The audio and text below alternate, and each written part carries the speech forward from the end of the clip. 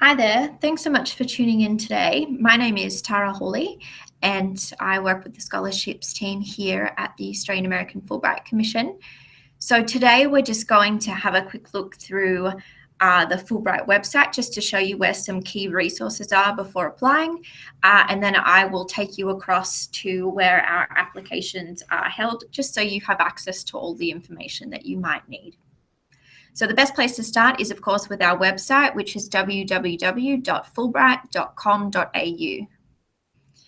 The page we might start on is just here under applicants, and we're going to go down to US applicants. Now, this page is a great place to start because it has, of course, the application round dates, so you know when things open and close, a little bit about the Fulbright program, a little bit about eligibility, and then this great box here in the middle, which will just give you an idea about which award or awards you might look at applying for. So if you just have a quick read in these boxes, it will just tell you who would be most suitable for applying for which type of award. So today I might look at this process as if I am a senior scholar, so a senior level academic, so at either associate professor or full professor level. But the information that I share today will be applicable across all of the categories. The other great thing about this page is the discussion about what a Fulbrighter looks like. And if we scroll down, who receives a Fulbright? So this will tell you two things. This first section here, what does a Fulbrighter look like? This will tell you the type of applicants that we're looking for. So it's nice to think about these things and include them when filling out your actual application to ensure that your application is covering all of the different types of things that we're looking for. The Who Receives a Fulbright link is quite helpful because you can take a look at current and past recipients of Fulbright awards, so you can get an idea of what type of projects and what type of people we've supported in the past. The other key thing about this page is it provides a link to frequently asked questions. I would recommend if you have any queries about any aspect of the application process, the timeline, things about eligibility, check here first. We've tried to be as comprehensive as possible by putting all of this information onto the FAQ page, and it's always faster to have a look at our website than it is to call or send an email to wait for a response. So if you need anything, just make sure you check this page first. But now that we've decided what type of award we'd like to apply for, so for today's example will be a senior scholar, the next thing to do is to have a look at the specific awards that we have on offer. Now to do that, we're going to look at the scholarships page and we're going to go down to US scholarships. Now this little section here in the middle is a way to bring up the opportunities that would be most relevant for you. So in this case, we're going to click on the US flag and I'm going to tick the senior scholar box and hit submit.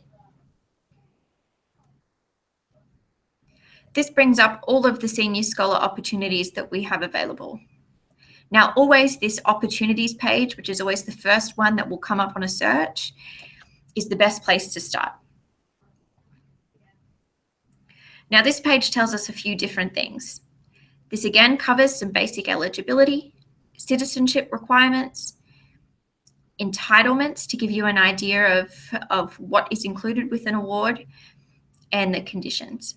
So it's really important to have a quick read through this just to get an idea of what we have on offer and what's required from each award.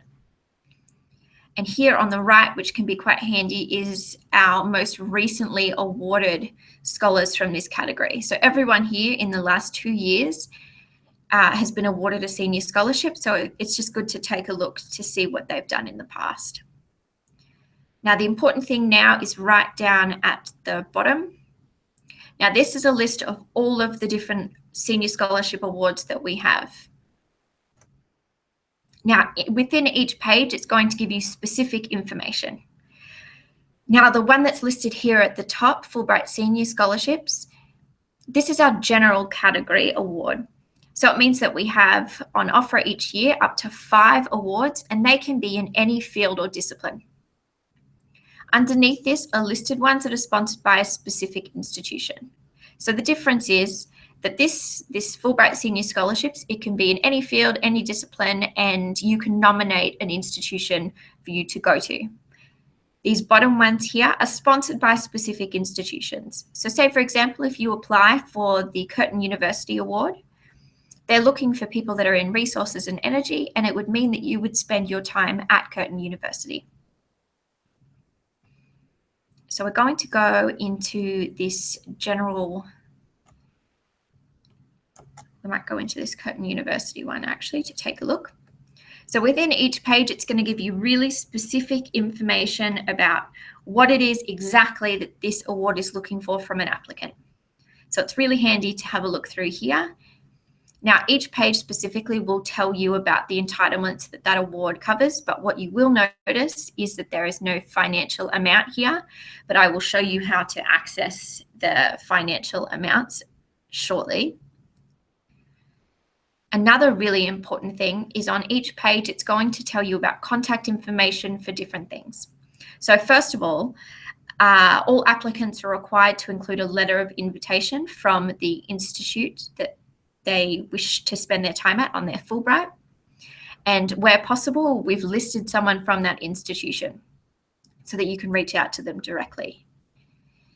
Next, there are two different links here. So the links here to contact either 16 or Catherine. Now, these are our counterparts in the US. These are your first point of call if you have questions about the application process, if you'd like advice on which type of award to apply for.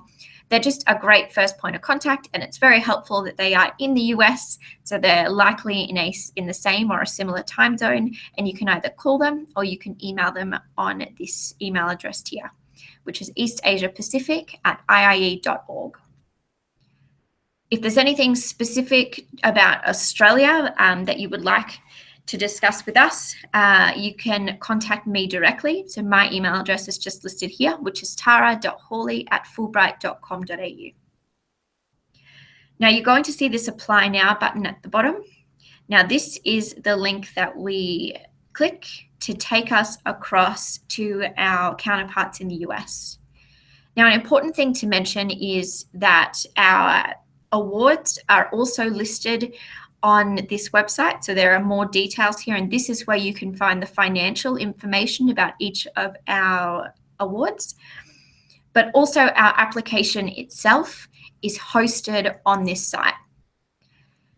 So the best thing to do, of course, is to look through this. It's all the same sort of information that's on our website. It's just in two places to ensure that everyone has access to the same information.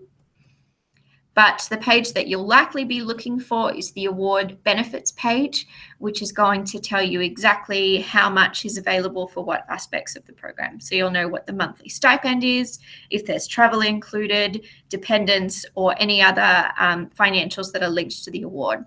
Some of the awards, well, a lot of them vary depending on category. So this is a really helpful thing to take a look at so you can check the benefits for your specific award. So you can take a look here, and again, the contact information for our counterparts in the US are just here as well if you'd like to use those as well. When you're ready to apply, you can just hit the Apply Now button, and it's going to take you to the application itself. Now, the great thing on this page is it has the application guidelines.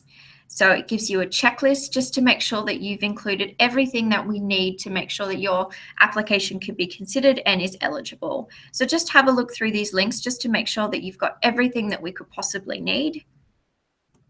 There's a timeline here as well. So if you're curious about when things take place and when you could expect to be notified, and they go into some more detail on this page as well. But that's everything that you should need to get started with your application. I think the important thing to consider is on each of the scholarship pages themselves, when we discuss what type of applicant or what type of areas a specific scholarship is looking for, that should help in guiding both what type of award you apply for, but also what sort of things to cover in your application.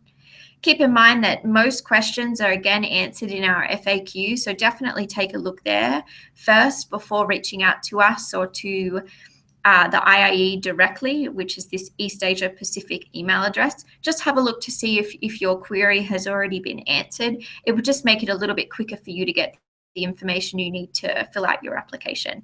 But of course, feel free to reach out if there's anything about your personal circumstance that you'd like to confirm with us before completing your application. Now, applications for senior scholars, postdoctoral scholars, and distinguished chairs will close on the 1st of August, whilst our postgraduate scholars have a little bit extra time and their applications do not close until the 11th of October.